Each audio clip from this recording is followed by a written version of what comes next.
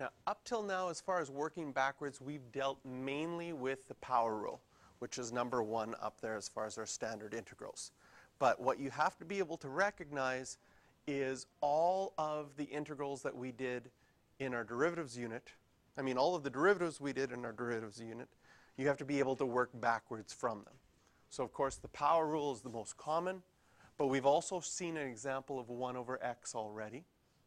And we have to remember, oh yes, the derivative of the natural log is 1 over x. So if I see a 1 over x, I need to be able to work backwards to do the natural log. Same thing with an e to the x. Well, since the derivative of e to the x is e to the x, whenever you see that, it's going to be exactly the same. If you had a chain rule like this one has right in here, e to the kx, well, in the derivative, you would have to multiply by k. So in the integral, you have to go backwards. You're going to have to divide by k.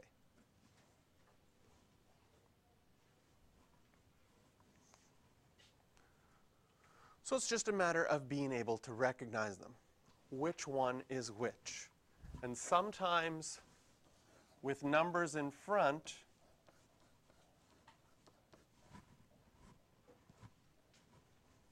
it's helpful to pull that 12 out so that you can see the 1 over x.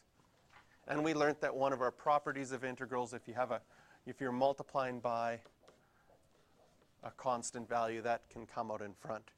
So the derivative of natural log is 1 over x, so the integral of 1 over x will be the natural log, and we have to remember to add c every single time we do an indefinite integral.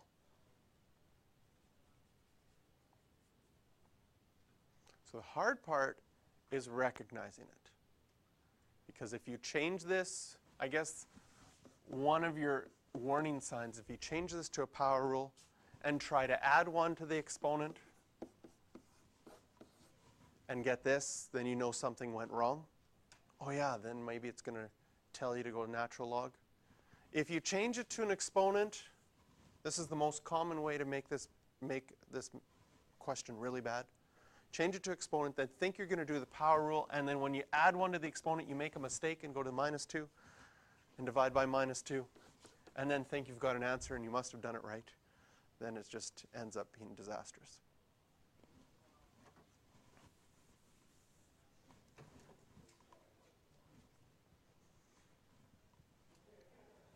So the integral of e to the 5x, well,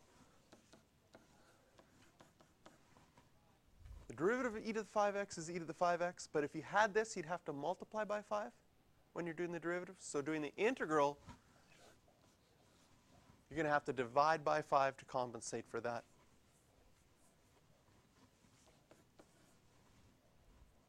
And then, of course, remember to add c.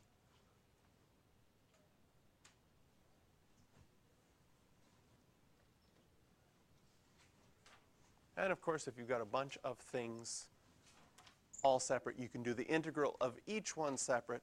So the first one is our power rule, so we can just add 1 to the exponent and divide. The second one is a 1 over x.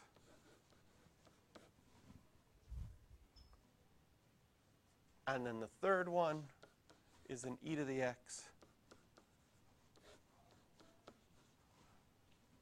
where with the chain rule, you'd have to multiply by 1/3.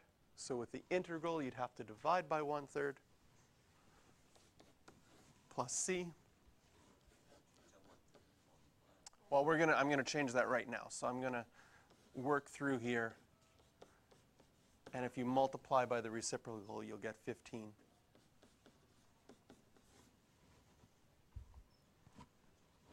And there would be your final answer.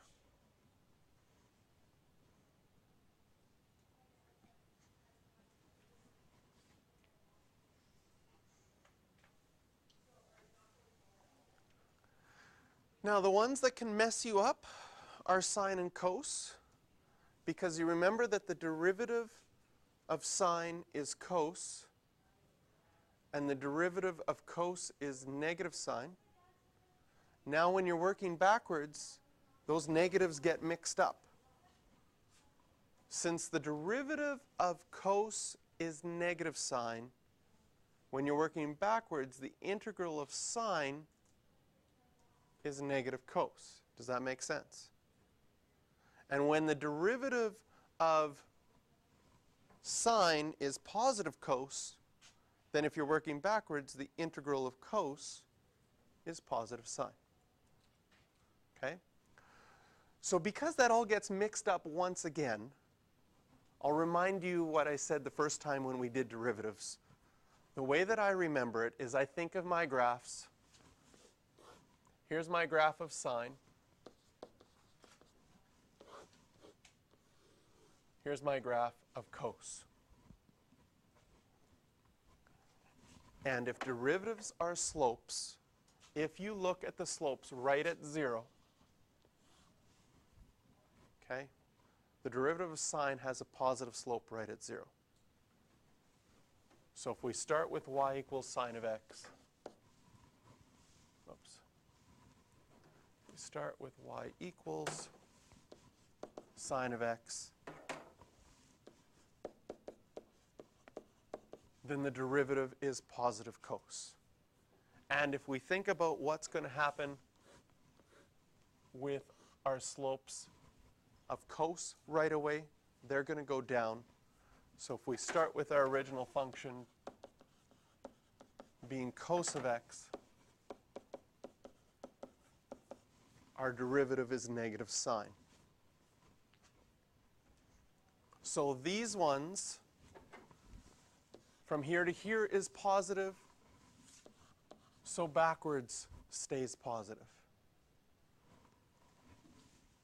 And going in this direction, you get the negative.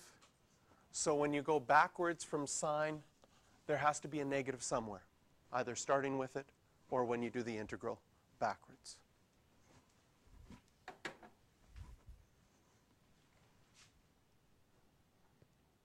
But it can really mess you up because it's so similar, and now they're switching.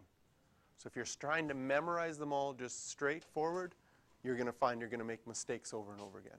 But if you go back to the graphs and think about what they mean, and you understand it, chances are you won't make those mistakes as often.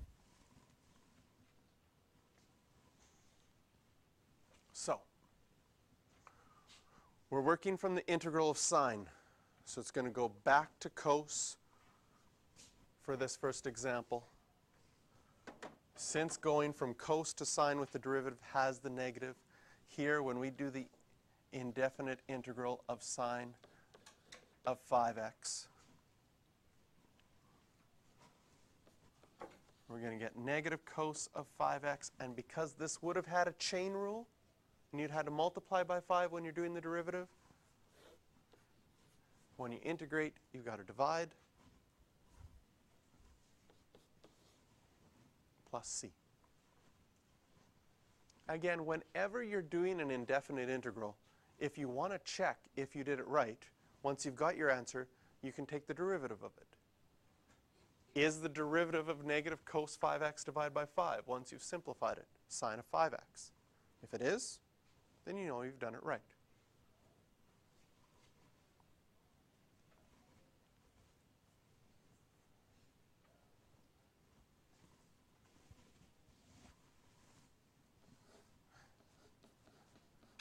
So we want to integrate this as far as writing this out. That's what the question's asking me to do. It's going to equal x cubed over 3. E to the x won't change.